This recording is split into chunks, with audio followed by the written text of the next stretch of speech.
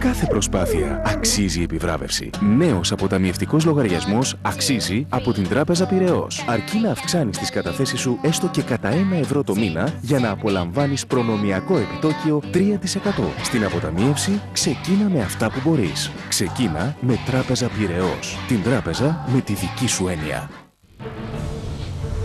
Venus, the only planet that rotates clockwise.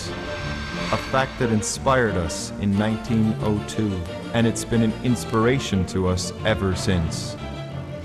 Venus, the only clockwise choice. Κάθε Τρίτη και Παρασκευή, δωρεάν όπως πάντα μαζί με την Εσπρέσο. Το περιοδικό Espresso Προβλέψεις Bet σας πάει κατευθείαν ταμείο. Μην το χάσετε. Travel Times, το περιοδικό που ανέτρεψε τα δεδομένα στον τουριστικό τύπο. Συμμετέχει στις σημαντικότερες εκθέσεις σε Ελλάδα και εξωτερικό. Μπολιάζει τον τουρισμό με την πολιτική, τις επιχειρήσεις και τον πολιτισμό. Travel Times, το περιοδικό που τολμά να λέει την αλήθεια. Η ιστοσελίδα του πιάνει καθημερινά τον παλμό του τουρισμού. Ο οδηγός που φωτογραφίζει τους προμηθευτές. Travel Times, το περιοδικό των δημοσιογράφων. Είσαι στο σούπερ μάρκετ και συνειδητοποιείς ότι έχεις γεμάτο καρότσι αλλά άδειο πορτοφόλι, αφού ξέχασες να σηκώσεις λεφτά. Τι κάνεις? Πας και βάζεις με τρόπο τα πράγματα εκεί που ανήκουν, στα ράφια τους. Ή σηκώνεις το τηλέφωνο και γεμάτος αγωνία βγαίνεις έξω να μιλήσεις, αφήνοντας πίσω το καρότσι. Βέβαια, μπορείς εξ αρχής να πληρώσεις με την Εθνοκάς Plus, τη χρεωστική κάρτα της Εθνικής Τράπεζας που χρησιμοποιείς αντί μετρητών, για εύκολες, γρήγορες και ασφαλείς αγορές, χωρίς να χρειάζεται να πηγαίνεις σε ATM. Εθνοκάς Plus, τα νέα σου μετρητά. Το Ελληνοαμερικανικό Εμπορικό Επιμελητήριο διοργανώνει το 22ο διήμερο συνέδριο. Η ώρα της ελληνικής οικονομίας.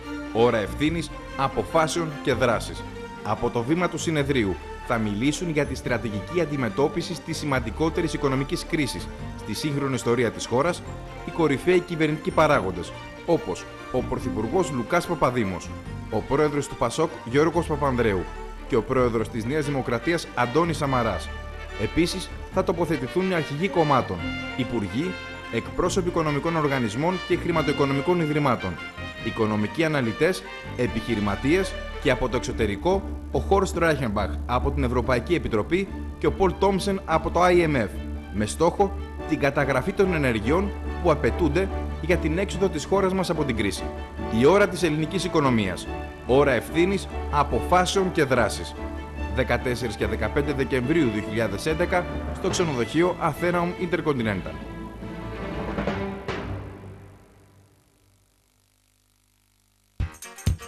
Αποκτήστε αποκλειστικά στο πλαίσιο το Turbo X Tablet Hive. Πολυτέλεια πιο προσιτή από ποτέ. Με λειτουργικό Android 3,2. Οθόνη αφής 10,1 ίντσες. 2 κάμερες 5 και 2 MP. Και θύρες Micro HDMI και Micro USB. Turbo X Tablet Hive. Αποκλειστικά στο πλαίσιο μόνο με 399 ευρώ.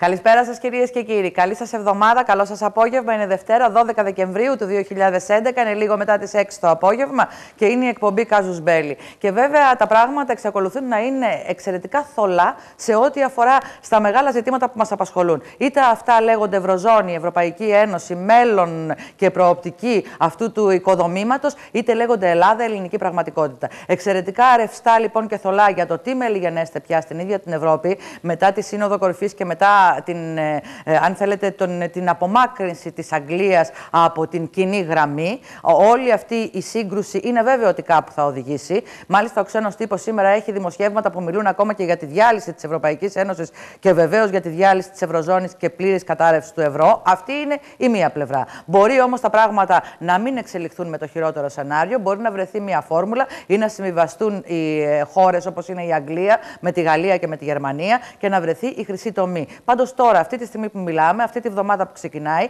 η ρευστότητα είναι εξαιρετικά μεγάλη στον ευρωπαϊκό περίγυρο. Σε ό,τι αφορά στην ελληνική πραγματικότητα. Εδώ λοιπόν τα πράγματα είναι ιδιαίτερα κρίσιμα. Είμαστε σε οριακό σημείο. Φαίνονται και από τα στοιχεία τα οποία δημοσιοποιούνται από την Ευρώπη και από τις εκθέσεις της Ευρωπαϊκής Επιτροπής για την Ελλάδα, την ίδια στιγμή που οι πολιτικοί σχηματισμοί είναι στον κόσμο τους κυριολεκτικά. Στα κόμματα έχει ανοίξει μια συζήτηση για την επόμενη μέρα, είτε στο Πασόκ είτε τι θα γίνει στη Νέα Δημοκρατία. Οι βουλευτές πρώην ζητούν αναδρομικά, τα είχαν καταθέσει λέει παλιότερα τις σχετικές αιτήσεις. Πλην όμως είναι περισσότερα από 100 άτομα, 117 για την ακρίβεια, νυν και πρώην βουλευτές που ζητούν αναδρομικά χιλιάδων ευρώ, γιατί πρέπει να εξομοιωθούν λέει οι μισθοί τους με αυτούς των δικαστών. Μερικοί κάνανε πίσω. Μεταξύ αυτών που ζητούν αναδρομικά είναι και ο κύριος Άκης Τσοχατζόπουλος, ο κύριος Τάσος Μαντέλης και πολλοί άλλοι.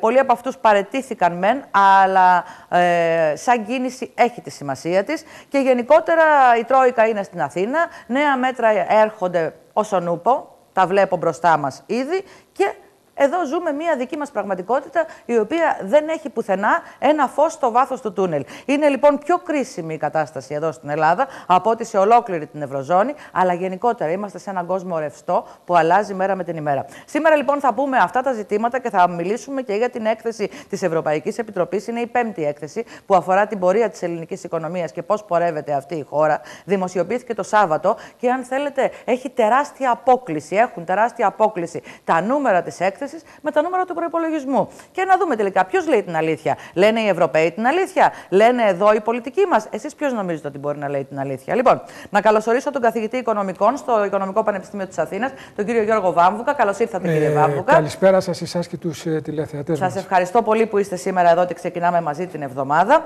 Και κύριε Βάμβουκα, να ξεκινήσουμε από την έκθεση της Ευρωπαϊκής Επιτροπής. Νομίζω έχει ιδιαίτερη σημασία αυτή η έκθεση τώρα, καθώς είχαμε πρόσφατα τον προϋπολογισμό και αν δεν κάνω λάθος υπάρχει πολύ μεγάλη απόκλιση στα νούμερα αυτά που παρουσιάστηκαν από τον προϋπολογισμό και σε αυτά τα οποία λέει η έκθεση. Και όχι μόνο. Γενικότερα σε ό,τι μας έχουν πει εδώ οι οικονομικοί παράγοντες φαίνεται να διαψεύδεται από την έκθεση αυτή. Κάνω λάθος ή κάπως έτσι είναι?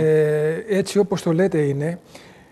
Το Σάββατο αναρτήθηκε από το site της Ευρωπαϊκής Επιτροπής η πέμπτη έκθεση για την πορεία της ελληνικής οικονομίας, εκθέσεις οι οποίες δημοσιοποιούνται με την εκταμείευση των διαφόρων δόσεων από τα 10 δισεκατομμύρια ευρώ που είναι το πρόγραμμα μέχρι το 2013.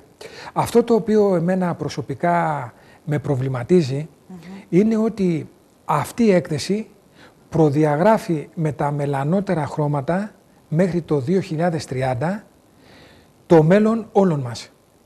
Όσον θα είμαστε σε αυτή τη χώρα, υγεία να υπάρχει, μέχρι το 2030 τα χρώματα είναι πάρα πολύ μελανά. Υπάρχει ένας πίνακας στη σελίδα 31 που προσωπικά τον χαρακτηρίζω ο πίνακας της εθνικής ντροπής, ο οποίος ανατρέπει πλήρως τον γενικό κρατικό προϋπολογισμό του 2012, κρατικός προϋπολογισμός ο οποίος συζητήθηκε επί 5 ολόκληρες μέρες και ψηφίστηκε από το Ελληνικό Κοινοβούλιο. Ναι. Με μεγάλη πλειοψηφία την προηγούμενη. Ψηφίστηκε όπως το λέτε. Από 255 βουλευτές. Ψηφίστηκε σχεδόν από 260, αλλά το Κοινοβούλιο ήταν άδειο, κύριε Βάμβουκα. Ναι, αυτός ο πίνακας λέει το εξής. Το 2012 Ναι. το χρέος της γενικής κυβέρνησης από 354 δισεκατομμύρια ευρώ πάει στα 420 δις ευρώ, δηλαδή το 198,2% του ΑΕΠ. Μάλιστα. Ο κρατικός προϋπολογισμός, αυτά που μας είπε ο κύριος Παπαδήμος και ο κύριος Βενιζέλος, και ψήφισαν 255 βουλευτές, και φαίνεται ότι δεν ξέρανε οι άνθρωποι τι ψηφίζανε, μας είπαν ότι το χρέος της γενικής κυβέρνησης από 352, η Ευρωπαϊκή Επιτροπή λέει 354, από 352 θα πάει στα 309. Μάλιστα. Ποιο είναι το σωστό το νούμερο? Τα 420 που λέει η Ευρωπαϊκή Επιτροπή ή τα 309 που μας λέει ο κύριος Παπαδήμος, ο κύριος Βενιζέλος? Πώς μπορεί να υπάρχει, εσείς που μελετήσατε την πέμπτη έκθεση, γιατί υπάρχει τέτοια απόκληση? Μας στα λένε νούμερα? ψέματα. Λένε ψέματα. Είναι ψεύτες. Και είναι επαγγελματίες ψεύτες. Μας κοροϊδεύουν όλους, μας φορολογούν, μας δουλεύουν ψηλό σκηνή κορδόνι, όπως λέει ο απλός λαός. Και όχι μόνο αυτό, εδώ είναι ακόμη πιο συγκλονιστικά τα στοιχεία που βρίσκονται μέσα στην έκθεση.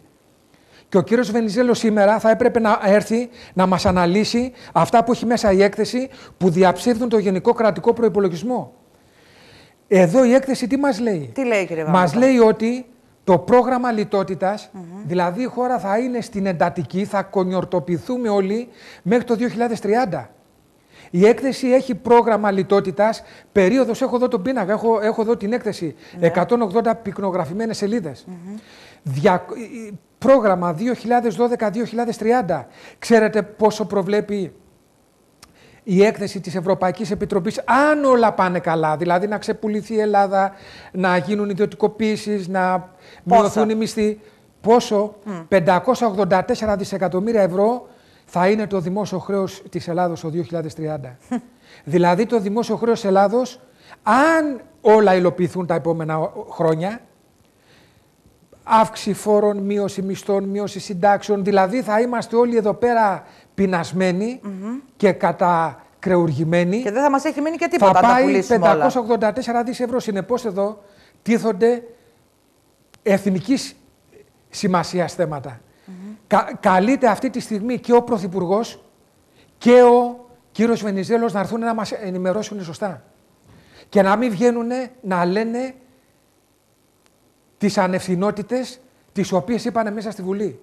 Εδώ πέρα έχουμε μία έκθεση η οποία λέει τελείως διαφορετικά από αυτά που λέει ο Γενικός Κρατικός Προϋπολογισμός, από αυτά που ψήφισαν οι βουλευτές στο Ελληνικό Κοινοβούλιο. Ναι, αλλά εδώ αυτό, τα πράγματα είναι πάρα πολύ σοβαρά. Τον προϋπολογισμό υποτίθεται ότι τον ελέγχουν και οι ξένοι. Οι ξένοι δεν βλέπουν αυτή την απόκληση. Όχι, κυρία Αλεξάκη, δεν είναι έτσι. Μην τα ρίχνουμε τα πράγματα στην Τρόικα. Άλλα λένε στην Τρόικα και άλλα λένε εδώ. Μην τα ρίχνουμε στην Τρόικα. Δεν τα ρίχνουν στην Τρόικα. Δεν θα διαπιστώσουν αυτές τις ανακολουθίες στα νούμερα οι Τροϊκανοί? Εδώ πρέπει να έρθουν να εξηγήσουν τα νούμερα. Μάλιστα. Καταλάβατε, εδώ πρέπει να έρθουν να μας εξηγήσουν. Είμαστε πολίτες οι οποίοι φυστάμεθα τη μείωση των μισθών μας, τη μείωση των συντάξεων, κλείνουν επιχειρήσεις από κερδοφόρες γίνονται ζημιογόνες, πέφτουν οι καταθέσεις τράπεζες, διαλύεται το τραπεζικό σύστημα. Όλη η χώρα διαλύεται όλη η Ελλάδα. Συνεπώς εδώ πέρα δεν μπορούν να μας κοροϊδεύουν. Το να υπάρχουν θυσίες χωρίς αντίκρισμα είναι ό,τι χειρότερο. Αυτό να είναι με ψέματα. Παρουσιάζεται τώρα, ότι οι θυσίες είναι χωρίς αντίκρισμα. Προσέχτε. Γιατί, να σας ρωτήσω κάτι έτσι πρακτικά, αν ιδιωτικοποιηθούν ό,τι είναι να ιδιωτικοποιηθεί, τίποτα από αυτά τα ποσά δεν θα πάει στο χρέος? Τίποτα δεν γίνεται. Τίποτα δεν γίνεται.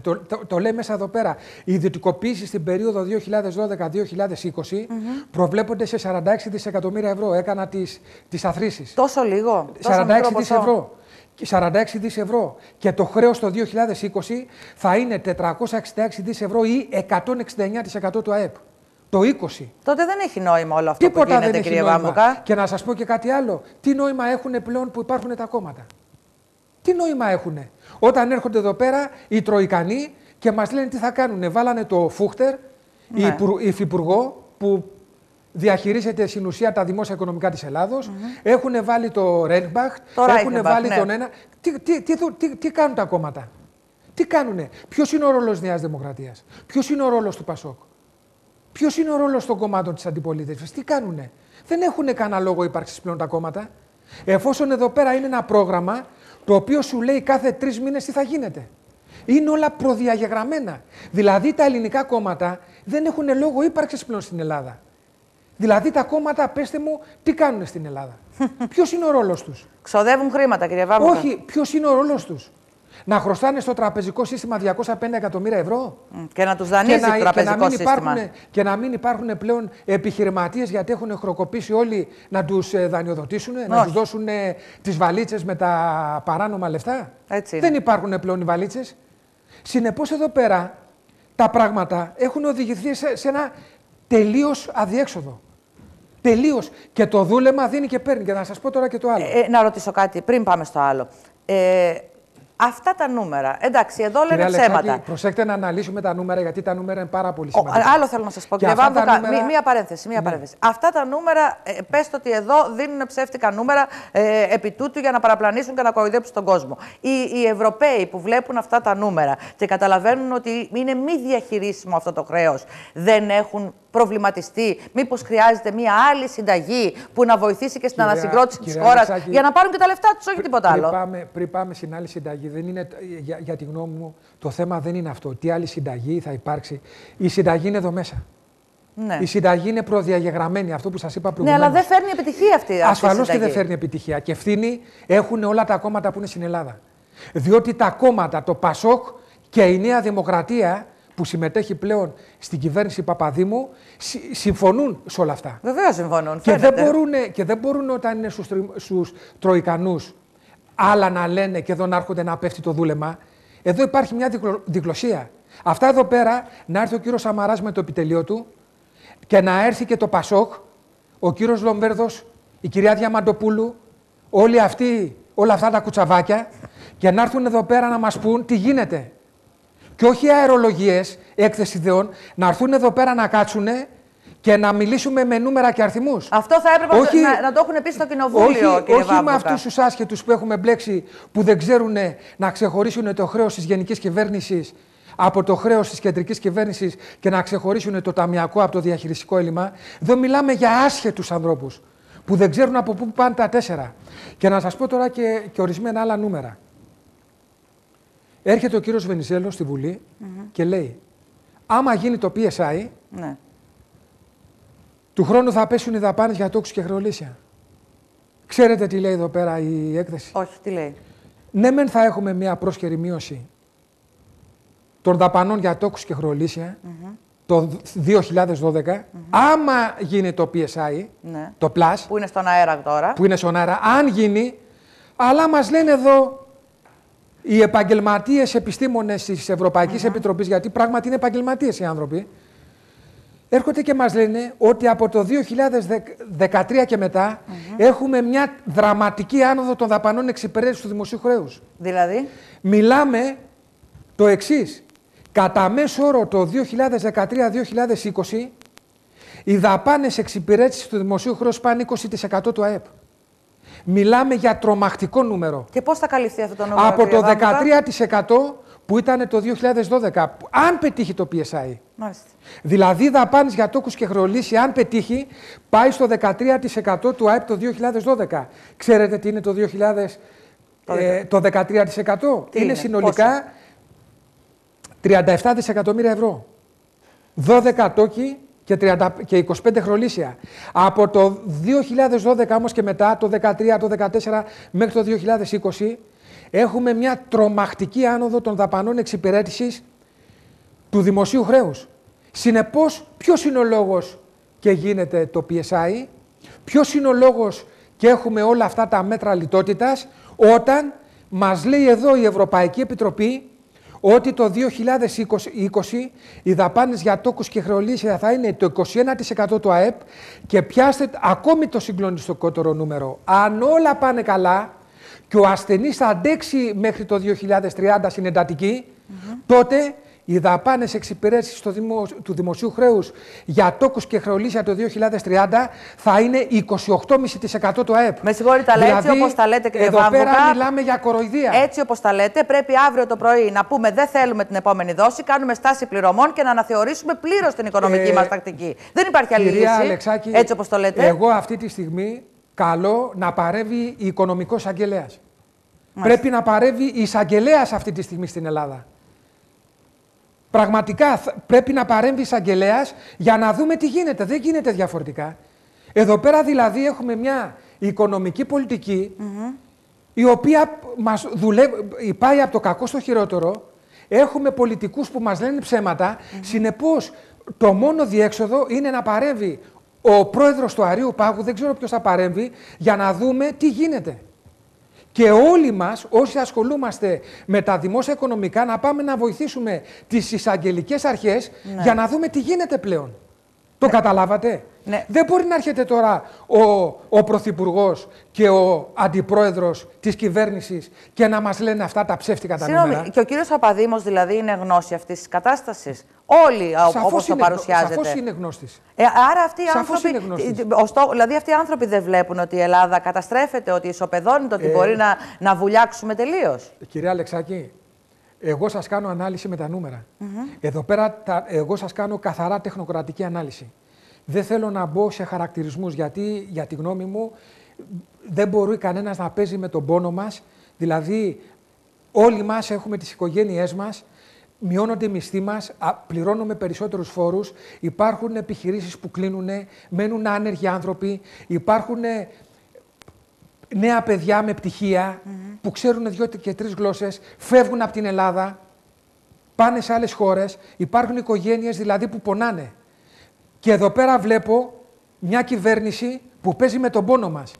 Μια κυβέρνηση που μας λέει ψέματα, μια αξιωματική αντιπολίτευση που δεν ξέρει από πού πάνε τα 4.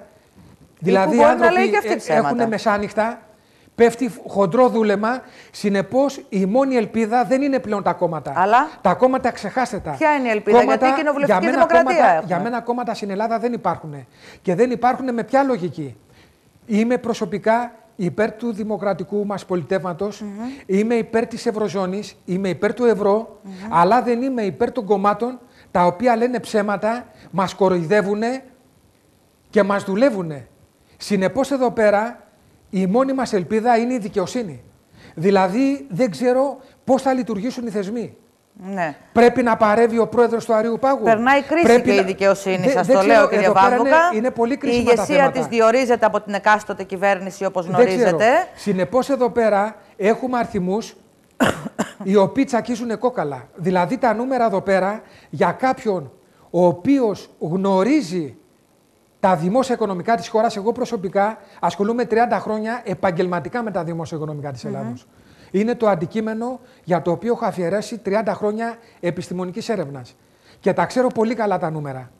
Συνεπώς εδώ πέρα, διαβάζοντας αυτούς τους αριθμούς, μου σηκώνεται η τρίχα. Δηλαδή, διερωτάμε πώς ο κύριος Βενιζέλος βγαίνει και λέει αυτά τα ψέματα στην τηλεόραση. Μα δεν είναι οικονομολόγος, είναι συνταγματολόγος, όπως ξέρετε. Μπορεί να μην ξέρει. Οι σύμβουλοι του βέβαια οφείλουν να ξέρουν. Εσείς, κύριε Βάμβουκα, αν είσαστε σε κάποια ανώτερη κυβερνητική θέση, τι θα προτείνατε, ας πούμε? Και αν ήταν κάποιος πρωθυπουργός που σας έλεγε: ελάτε εδώ, κύριε Βάμβουκα, αυτή είναι η πραγματικότητα, έχει γίνει λάθος, έχει παραπλανηθεί ο κόσμος, με σκοπιμότητα ή με ό,τι θέλετε, τι θα κάνατε εσείς αν είσαστε πρωθυπουργός σήμερα? Κυρία Αλεξάκη, δεν είναι το τι θα έκανα εγώ.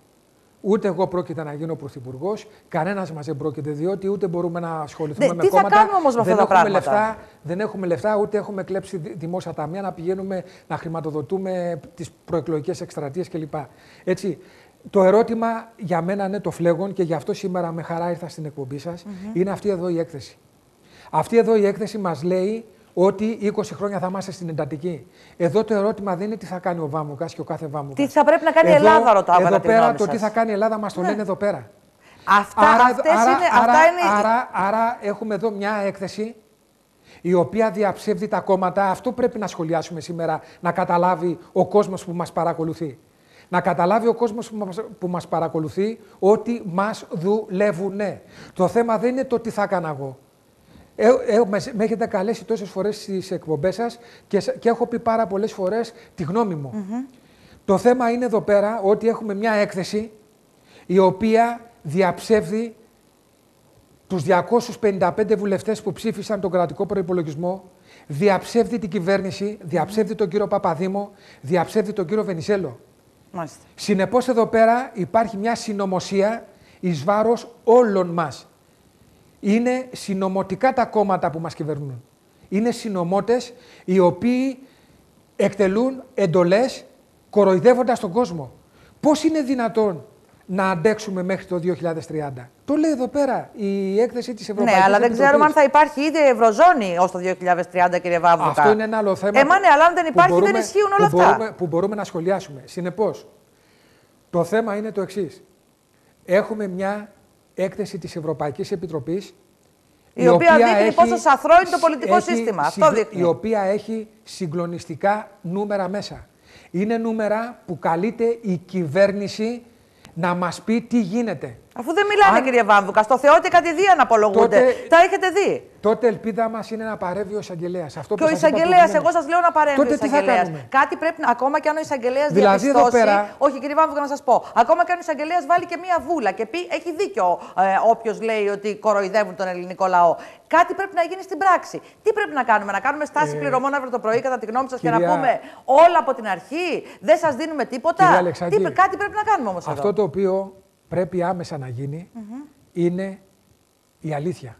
Να υποθεί στον κόσμο καταρχήν η αλήθεια. Πρέπει να μάθουμε την αλήθεια. Θα τους πάρει με τις πέτρες ο κόσμος. Πρέπει να μάθουμε την αλήθεια. Διότι εδώ πέρα έχουμε μια έκθεση της Ευρωπαϊκής Επιτροπής, η οποία είναι 360 μέρες διαφορετική από αυτά που ψηφίστηκαν πριν από μερικές μέρες στη Βουλή. Άρα ποιον δουλεύουν, τους εαυτούς τους, τον κόσμο? Πέφτει μεγάλη κοροϊδία.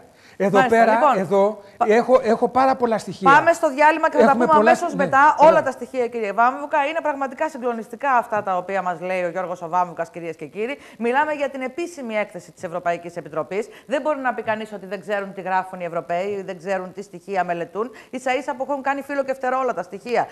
Και το ερώτημα που μπαίνει είναι πώς είναι δυνατόν να ψηφίστηκε αυτός ο προϋπολογισμός, ο οποίος είναι διάτριτος κυριολεκτικά. Πολλοί είπαν βέβαια ότι δεν θα εφαρμοστεί, αλλά δεν λέει τίποτα αυτό. Άλλο το ότι θα αποκλίνουν τα στοιχεία του προϋπολογισμού και άλλο να το βγάζει η Ευρωπαϊκή Επιτροπή εντελώς διάτριτο και εντελώς άχρηστο. Γιατί αυτό συμβαίνει αυτή τη στιγμή. Πώς ψηφίστηκε λοιπόν από τα κόμματα τα οποία τουλάχιστον τα τρία που κυβερνούν οφείλουν να δώσουν εξηγήσεις στον ελληνικό λαό. Και από την άλλη μεριά οφείλει και ο ελληνικός λαός να σταματήσει να είναι στους καναπέδες. Λοιπόν, πάμε σε διαφημίσεις και σε πολύ λίγο πάλι μαζί.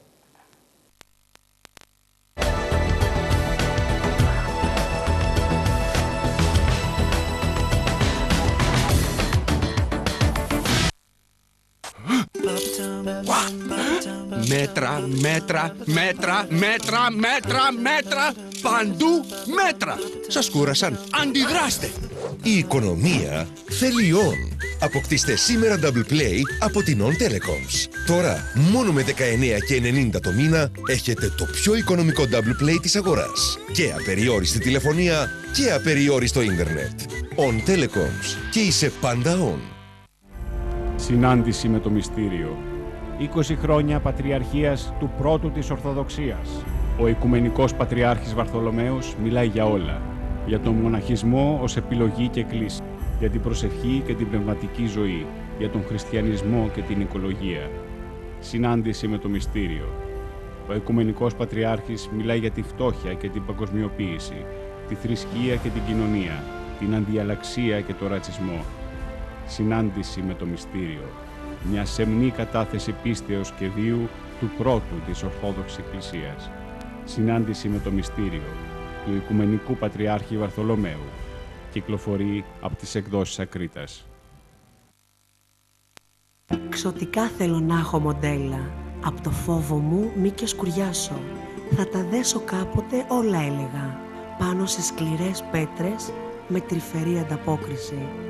Και θα μαζέψω σε χαρτιά τα κομμάτια τους. Τα σκόρπια στο κενό και στο κενό μου. Θα τα ενώσω σε κοινό τόπο. Η Νίκη Παπαθεοχάρη με τις ψηφίδες αγκαλιάζει την αέρινη έκφρασή της. Παίζει μοναδικά με τη δύναμη των λέξεων που ηχούν την απίστευτη ενέργεια και το πάθος της για τη ζωή και τον έρωτα. Οι ψηφίδες της Νίκης Παπαθεοχάρη είναι η νέα πρόταση στον καμβά της σύγχρονης ελληνικής ποίησης. Από τον εκδοτικό οργανισμό Πέτρου Κυριακίδη.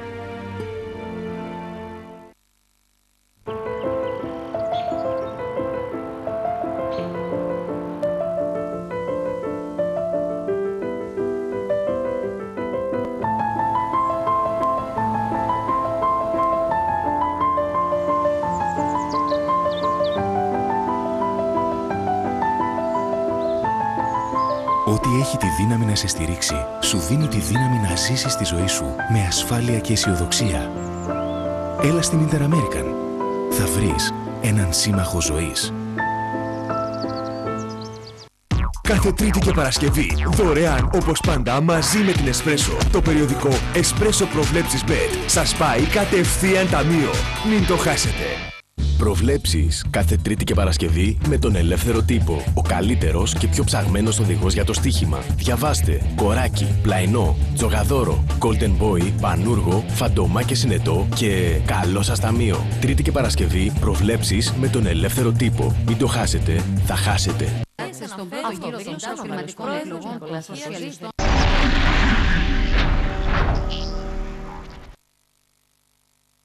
Φέτος τα Χριστούγεννα, κάντε τα δώρα σας στα Sprinter Stores και τα Sprinter Stores θα σας κάνουν δώρο το 20% των αγορών σας. Είναι έξυπνο να ψωνίζεις στα Sprinter Stores. Πόρτες ασφαλείας Χαλκιά. Η υψηλή τεχνολογία, η καινοτομία των υλικών και ο πρωτοποριακός σχεδιασμός συνθέτουν τις πόρτες ασφαλείας Χαλκιάς με επιπλέον κλείδωμα Easy Door και Extra Plus που χαρίζουν τη μέγιστη θωράκιση. Πόρτες ασφαλείας Χαλκιάς.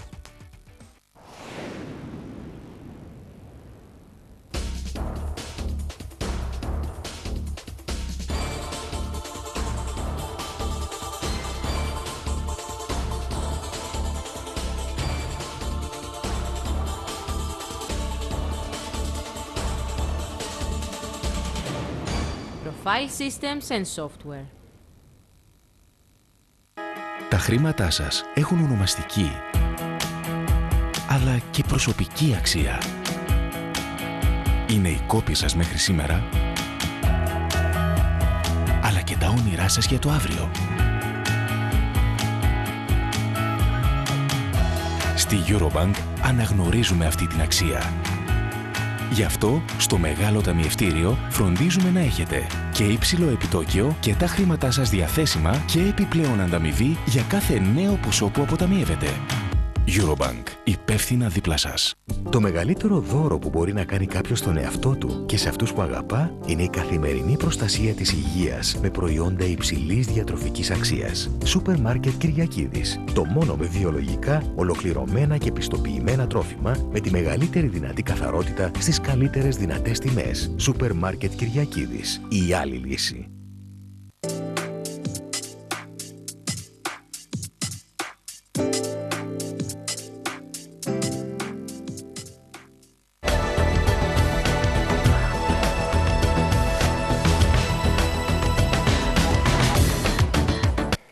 Λοιπόν, γυρίζουμε κυρίες και κύριοι εδώ στο Κάζους Μπέλι. Είναι μαζί μας ο Γιώργος ο Βάμβουκας, ο καθηγητής Οικονομικών στο Οικονομικό Πανεπιστήμιο της Αθήνας. Και αυτό που είπαμε στο πρώτο μέρος, κυρίες και κύριοι, είναι η έκθεση της Ευρωπαϊκής Επιτροπής, η οποία αναρτήθηκε στη σελίδα της Ευρωπαϊκής Επιτροπής το Σάββατο. Είναι η πέμπτη έκθεση που αφορά στην ελληνική οικονομία.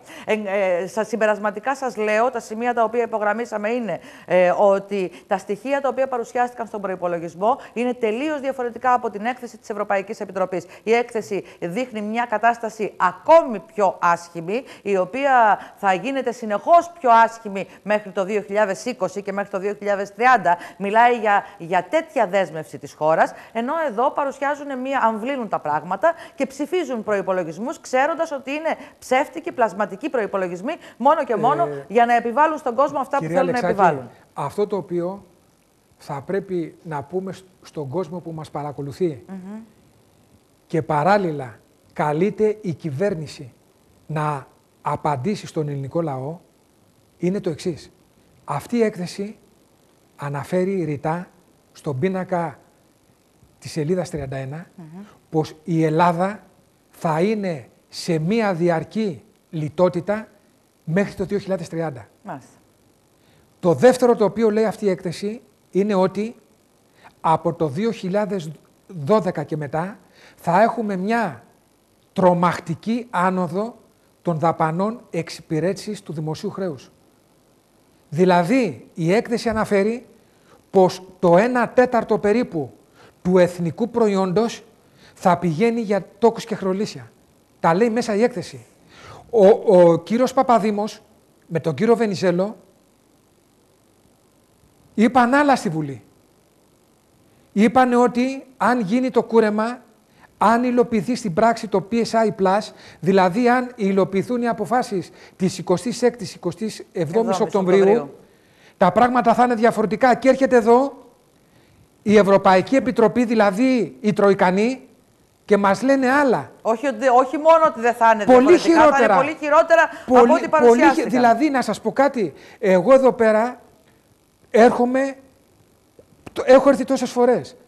Αυτά τα νούμερα, τα δραματικά, δεν τα έχω πει ποτέ μου. Μάλιστα. Δηλαδή τα νούμερα που βρίσκονται εδώ μέσα είναι απίστευτα. Δηλαδή μιλάμε για μια Ελλάδα που πάει για κατάρρευση πλήρη, κύριε Βάμβουκα, για εξαθλίωση, για φτώχεια, προσέχτε, μιλάμε για μια Ελλάδα η οποία έχει πεθάνει, την έχουν βάλει στο νεκροτομείο μέσα σε ένα καταψύχτη. Μάλιστα. Και περιμένουν να βγει το 2030, αν θα έχει επινοηθεί καμιά μέθοδος ιατρική, να την αποψύξουν για να δουν άμα θα γίνει ζωντανή. Σαν το Walt Disney, λοιπόν, περιμένουμε το φάρμακο κι εμείς. Δηλαδή μιλάμε για φοβερά πράγματα. Όταν έρχεται και σου λέει εδώ πως το 2030 οι δαπάνες εξυπηρέτησης του δημοσίου χρέους θα είναι 28,5% του ΑΕΠ, το δημόσιο χρέος θα είναι 584 δισεκατομμύρια ευρώ. Ποιος θα αντέξει μέχρι τότε? Γιατί τα κάναμε όλα αυτά τότε, κύριε Βάμβουκα? Αν είναι να φτάσουμε σε αυτά τα σημεία, γιατί τα κάναμε όλα αυτά? Και τόσα εκατομμύρια που παίρνουμε από τους ξένους που πηγαίνουν όλα υποτίθεται στα δάνεια, στους τόκους και στα τεκοχρεωλήσια, δεν μειώνουν καθόλου το χρέος? Κυρία Αλεξάκη, από την πρώτη στιγμή έχουμε πει, προσωπικά το έχω πει, το έχω αναλύσει, το έχουμε σχολιάσει, το έχουμε γράψει, πως η Ελλάδα δεν το χρειάζεται το μνημόνιο. Μάλιστα. Η Ελλάδα μπορεί να επιλύσει τα οικονομικά της προβλήματα χωρίς το μνημόνιο. Η Ελλάδα μπορεί να πληρώνει τίμια τους στόχους και τα χρεωλήσια εκτός μνημονίου. Τότε γιατί μας έβαλε ο κ. Παπανδρέου στο μνημόνιο? Αλλά προσέχτε όμως μέσα στο ευρώ.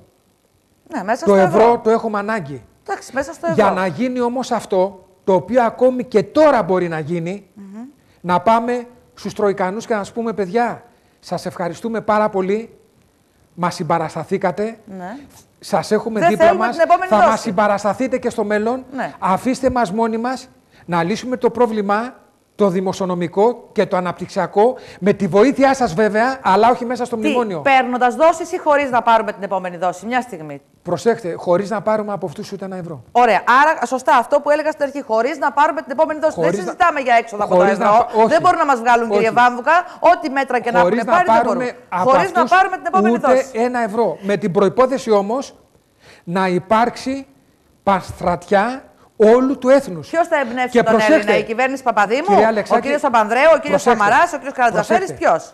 Δεν νομίζω ότι είναι κανείς να τον εμπνεύσει. Εδώ πρέπει να πούμε την αλήθεια στον κόσμο. Σήμερα τα πολιτικά κόμματα είναι υπεύθυνα για τον κατήφορο του ελληνικού έθνους.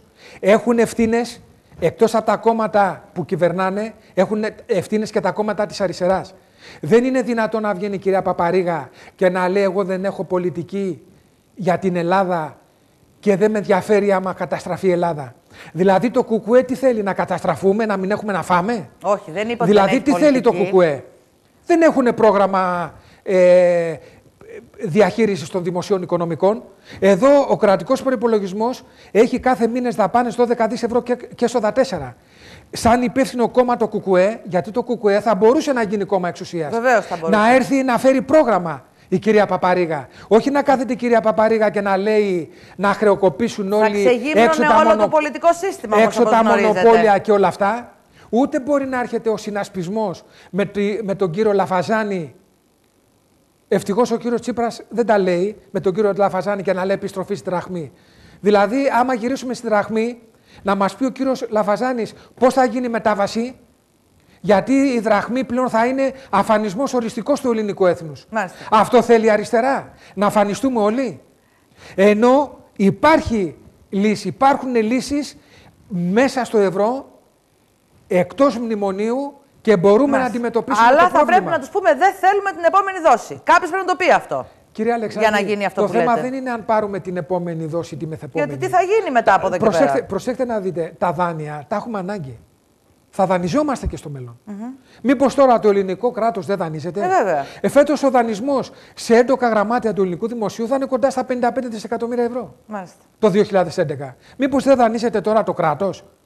Ποιος σας είπε ότι δεν δανείζεται από τις διεθνείς αγορές? Μα το βλέπω ότι δανείζεται. Ασφαλώς και δανείζεται. Αυτό δεν δανειζόμαστε σε μακρόπνο ορίζοντα. Ναι.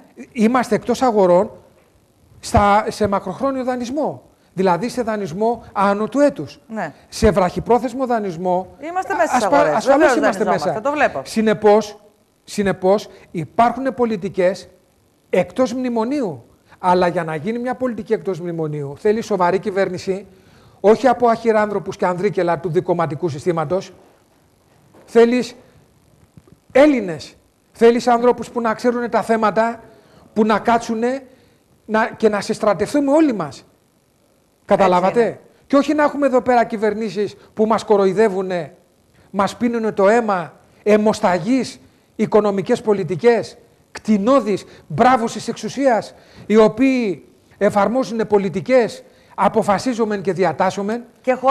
Και χωρίς αποτέλεσμα. Κύριε Βάμβουκα, να σας πω όμως κάτι. Παρατήρησα την προηγούμενη εβδομάδα τη Σύνοδο Κορυφής και είδα ότι δημιουργήθηκε ένας μεγάλος τριγμός στην ίδια την Ευρωπαϊκή Ένωση πια. Και αναφέρομαι και στην Αγγλία, η οποία σαν να μπήκε στο περιθώριο, μπορεί και οικειοθελώς, μπορεί να είναι και ένα παιχνίδι της Αγγλίας. Πλην όμως, είδα ότι ήταν πολύ μεγάλο το τρίξιμο και στην Ευρωζώνη και στην Ευρωπαϊκή Ένωση. Και αναρωτιέται κανείς, αυτό το οικοδόμημα έχει σταθερότητα, κύριε Βάμβουκα, ή υπάρχει περίπτωση να παρασυρθεί και να βρεθεί κάποια στιγμή, να διαλυθεί από τη μια στιγμή στην άλλη? Οπότε δεν έχουν νόημα και όλα αυτά, διότι αν διαλυθεί η ίδια η Ευρωζώνη, τι νόημα μπορεί να έχουν τα μέτρα και τα μνημόνια, δεν θα μπορέσουν να εφαρμοστούν. Κύριε Αλεξάκη, προσωπικά ο χαρακτήρας μου είναι τέτοιος που πάντοτε λέω αυτό που πιστεύω. Αυτή τη συγκεκριμένη στιγμή προσωπικά υποστηρίζω τις πολιτικές του γερμανογαλλικού άξονα. Και θα σας εξηγήσω με στοιχεία τι. Έχουμε δει το παιχνίδι των Άγγλων και των Αμερικάνων σε βάρος της Γερμανίας. Φαίνεται, το έχουμε δει. Αλλά και η Γερμανία έχει ξεφύγει όμως, κύριε Βάμβουκα. Προσέξτε. Η Ευρώπη, από τότε που έγινε η Ευρωπαϊκή Ένωση και ειδικότερα από τότε που έγινε η Ευρωζώνη, είναι χωρισμένη στα δύο. Ένα μέρος ευρωπαϊκών κρατών είναι με τους Αμερικανούς και ένα μέρος είναι με τους Γερμανούς και τους Γάλλους. Συνεπώς, εδώ έχουμε δύο άξονες. Ο ένας ο άξονας, ο αμερικανικός, με τους Άγγλους, με τους Βρετανούς, είναι αυτοί οι οποίοι υποστηρίζουν το διεθνές χρηματοπιστωτικό σύστημα με τους κανόνες που λειτουργεί σήμερα. Είναι αυτοί, δηλαδή οι Αμερικανοί με τους Άγγλους, που υποστηρίζουν αυτό το διεθνές τραπεζικοπιστωτικό σύστημα με τα τοξικά ομόλογα, με τις πλασματικές υπεραξίες, με αυτούς οι οποίοι δημιούργησαν τα hedge funds και τα derivatives και δημιούργησαν εκατοντάδες δισεκατομμύρια δολάρια εύκολο πλουτισμό. Είναι αυτοί οι οποίοι δημιούργησαν το πρόβλημα που ζούμε σήμερα. Μάλιστα. Το πρόβλημα που ζει η Ευρώπη σήμερα το δημιούργησαν οι Αμερικανοί με τους Άγγλους. Αυτοί δημιούργησαν το πρόβλημα αυτό. Το πρόβλημα αυτό δεν το δημιούργησαν ούτε οι Γερμανοί, ούτε οι Γάλλοι. Το δημιούργησαν οι Αμερικανοί με τους Άγγλους. Αυτοί είναι αυτές είναι οι χώρες που με την ανοχή των κεντρικών τους τραπεζών, με την κεντρική τράπεζα της Αμερικής, τη Fed, και με την κεντρική τράπεζα της Μεγάλης Βρετανίας, την Bank of England, επινόησαν όλα αυτά τα τοξικά παράγωγα που προκάλεσαν την παγκόσμια οικονομική κρίση, μία κρίση η οποία δεν έχει απορροφηθεί σήμερα. Τα υιοθέτησε και η Ευρώπη όλα αυτά όμως, έτσι. Προσέξτε κύριε Αλεξάκη. Μπήκε σε αυτό το παιχνίδι και η Ευρώπη. Συνεπώς η Γερμανία με τους Γάλλους καλά κάνουν να πετάξουν από την Ευρώπη τελείως τους Άγγλους και είμαι μαζί τους να πετάξουν και τους Αμερικανούς. Θα το κάνουν αυτό? Είναι υποχρεωμένοι να το κάνουν. Διότι οι Αμερικανοί με τους Άγγλους, με τους Βρετανούς, σαμποτάρουνε την Ευρωζώνη. Φαίνεται αυτό, κύριε Βάμβουκα. Τη σαμποτάρουνε. Φαίνεται. Καταλάβατε, και γι' αυτό βλέπετε ότι επειδή τα δύο κόμματα εξουσίας στην Ελλάδα είναι παραμάγαζο των Αμερικανών.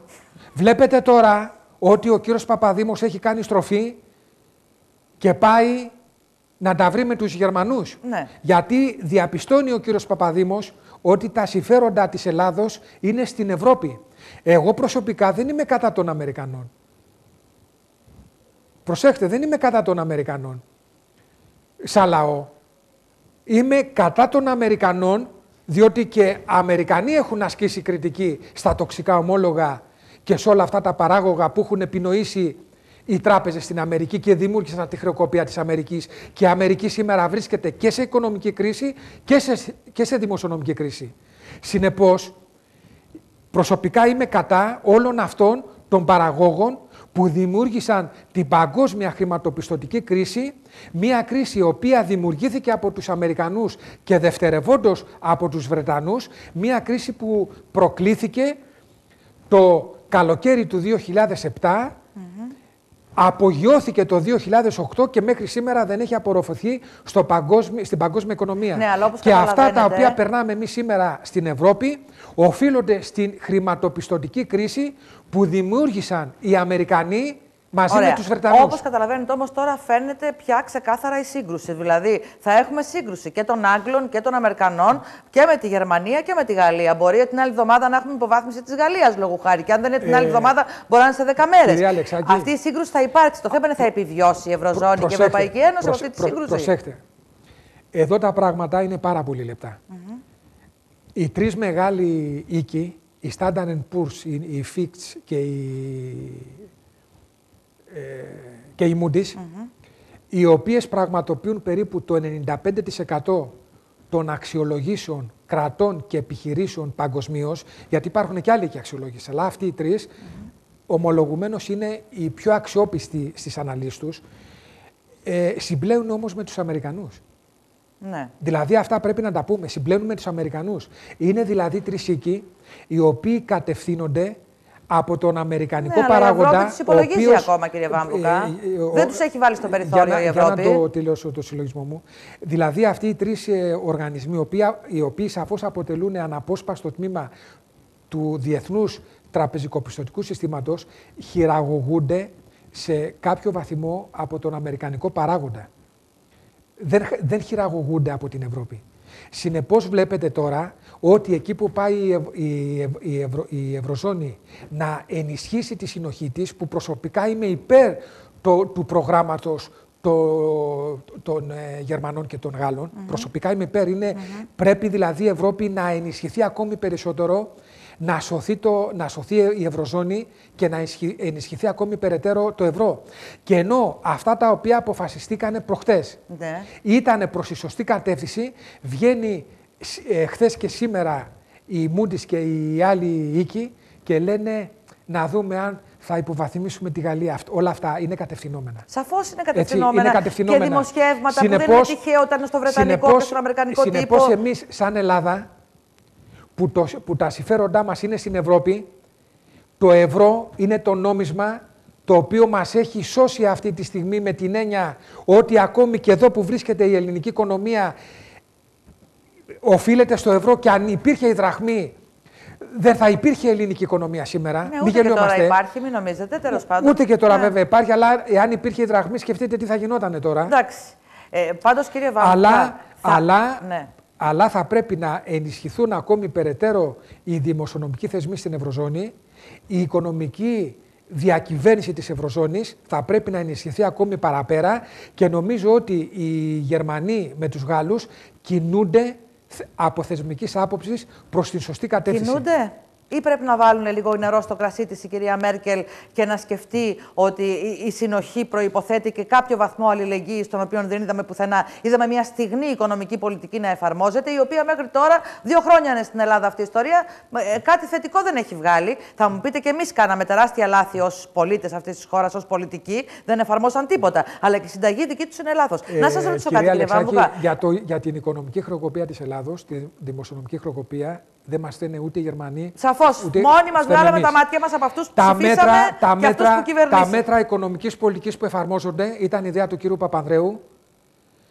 και συνεχίζονται με τον κύριο Παπαδήμο, με τη στήριξη και του κυρίου Σαμαρά και του κύριου Καρατζαφέρη. Του κύριου Καρατζαφέρη και του Πασόκ.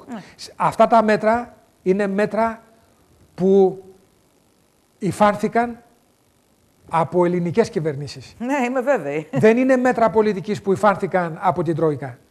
Οι Τροικανοί έφτιαξαν το πλάνο μαζί με τον κύριο Παπανδρέου. Καταλάβατε. Συνεπώς, δεν μπορεί να έρχονται εδώ πέρα και να μας λένε φταίνε οι Γερμανοί και φταίνε οι Τροικανοί. Αυτά είναι ψέματα.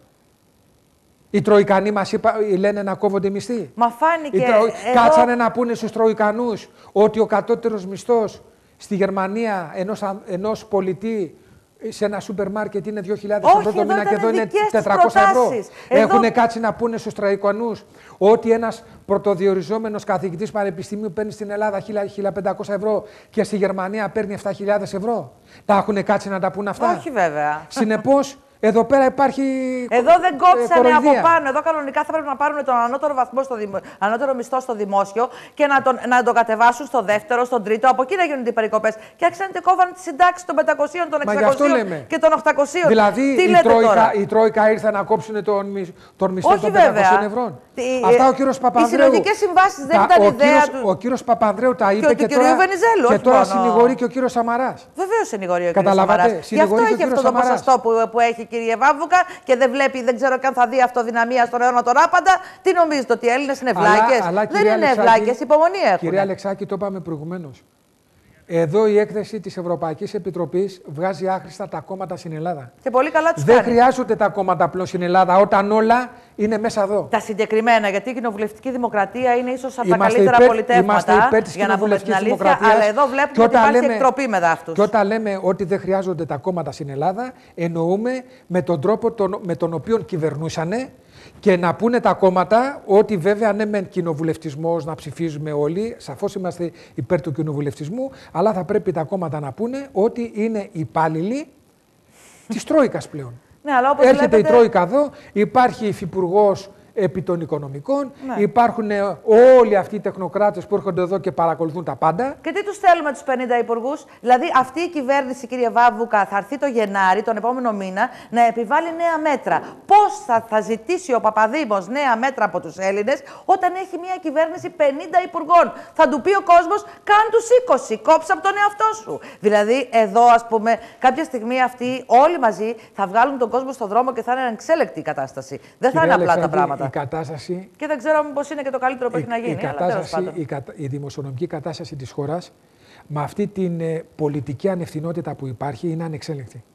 Δεν ελέγχονται πλέον τα δημόσια οικονομικά της χώρας γιατί έχουμε ένα πολιτικό σύστημα ανεύθυνο το οποίο από τη μια μεριά δεν λέει την αλήθεια στον κόσμο και από την άλλη μεριά με υποχθόνιο τρόπο εφαρμόζει μέτρα πολιτικής, τα οποία το εγχώριο δικομματικό σύστημα επινόησε και ψέματα λέει μετά ότι τα είπε η Τρόικα. Αυτό είναι μεγάλο ψέμα. Η Τρόικα δεν είπε τίποτα από όλα αυτά. Οι Τροικανοί ήρθαν εδώ, μας δίνουν τα λεφτά, διότι το πρώτο πακέτο είναι 110 δις ευρώ, το δεύτερο 260. Ναι, αλλά θα το πάρουμε το δεύτερο πακέτο, κύριε Βάμβουκα. Είναι στον αέρα και η συμφωνία της 26ης-27ης Οκτωβρίου. Φοβάμαι ότι είναι στον αέρα τους όπως είναι τα πράγματα. Από τη στιγμή που έχουμε ένα κομματικό σύστημα εξουσίας, το οποίο είναι υπέρ του μνημονίου, και εφόσον είναι υπέρ του μνημονίου, τα λεφτά πρέπει να τα πάρουμε. Μάλιστα. Γιατί άμα δεν τα πάρουμε, με την πολιτική που ακολουθούν, γιατί είπαμε ότι υπάρχουν και εναλλακτικές πολιτικές εκτός μνημονίου, με την πολιτική την οποία ακολουθούν, τα έχουν ανάγκη τα λεφτά του μνημονίου. Μάλιστα. Λοιπόν. Και του παλιού και του νέου. Γιατί ξέρετε, εδώ πέρα τώρα λέει και το άλλο. Ότι τα 110 δις ευρώ δεν θα τα πάρουμε μέχρι το καλοκαίρι του 2013. Αλλά θα επεκταθούν. Μάλιστα. Δηλαδή, εδώ πέρα υπάρχουν πάρα πολλά πράγματα τα οποία δεν προλάβαμε βέβαια να τα σχολιάσουμε. Λοιπόν, θα τα σχολιάσουμε όμως στις επόμενες επαφές μας, κύριε Βάμβουκα. Ναι. Να σας ευχαριστήσω θερμά για αυτά που μας είπατε. Δεν ξέρω αν θα πάρετε απαντήσεις στα ερωτήματα τα οποία βάλατε πάνω στο τραπέζι και για το αν θα παρέμβει ένας εισαγγελέας που θα έπρεπε να έχει παρέμβει εδώ και καιρό. Αν ήταν διαφορετική κατάσταση, θα είχε παρέμβει. Σας μιλάω ειλικρινά, αν παρέμβει ένας εισαγγελέας, με πολύ μεγάλη υπευθυνότητα, με τα χαρά θα πάω τον άνθρωπο να τον ενημερώσω. Μάλιστα. Λοιπόν, όχι μόνο εγώ, θα υπάρξουν και άλλοι Έλληνες. είμαι βέβαιη, είναι και άλλοι που μιλούν. Θα πάμε να τον ενημερώσουμε για να δούμε μαζί με τη δικαιοσύνη τι θα κάνουμε με αυτούς οι οποίοι μας τυραννάνε, με τους τυράννους. Είναι υποχρεωμένος να στείλει τη δικογραφία στη Βουλή και ενόχους να τους βρει. Θα τη στείλει στη Βουλή όπου να δούμε τι θα κάνουμε με τους μπράβους. Θα δώσει ο λαός κάποια στιγμή. Με τους μπράβους της εξουσίας που μας οδήγησαν σε αυτό το χάλι και θα μας τυραννήσουν, όπως λέει μέσα εδώ το πρόγραμμα, μέχρι το 2030. Λοιπόν, κύριε Βάμβουκα, να σας ευχαριστήσω θερμά και εσάς, κυρίες και κύριοι. Καλή εβδομάδα σας εύχομαι, καλό βράδυ και το δικό μας το ραντεβού είναι αύριο στις 6 ώρα το απόγευμα. Γεια σας.